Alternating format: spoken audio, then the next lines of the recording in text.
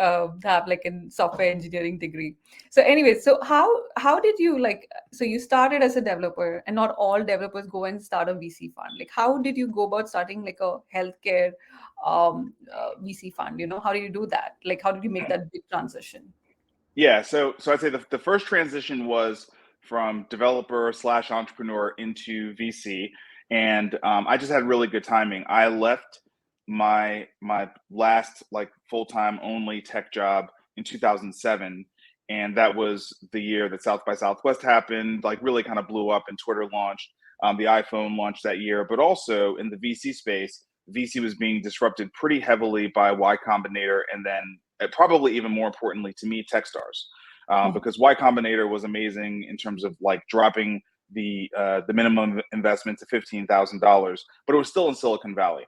Mhm. What made Techstars so important was that they were in Boulder, Colorado, so they were in Middle America, right? And I think they gave many other folks in Middle America the belief that they could, start to create their own VC with very little dollars as well.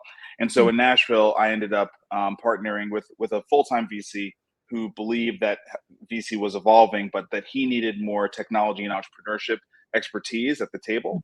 Mhm. Mhm. Most VCs are kind of a bunch of financial engineers, MBAs, usually not, well, these days it's changed, but back then in, 2007, there were not a lot of coders that were becoming VCs.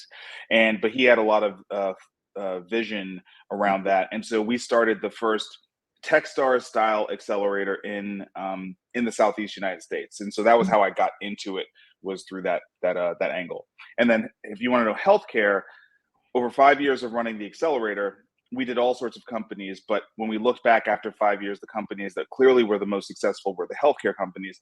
And that's because Nashville is a really strong healthcare town.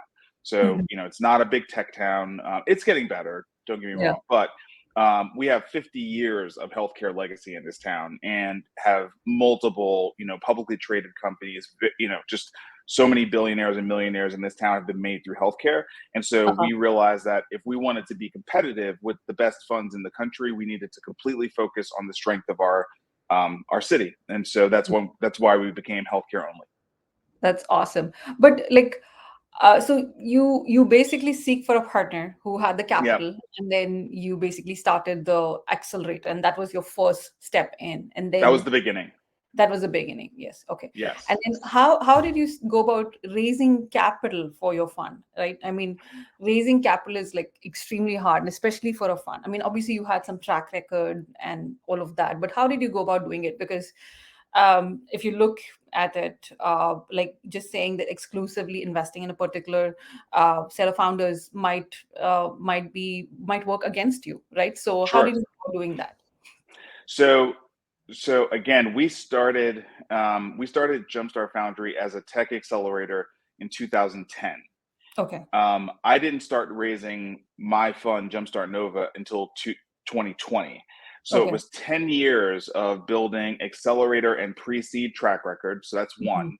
Uh-huh. Two, a lot of those 10 years, I was largely an apprentice, not raising money, but more doing the technology and operating aspects of the fund.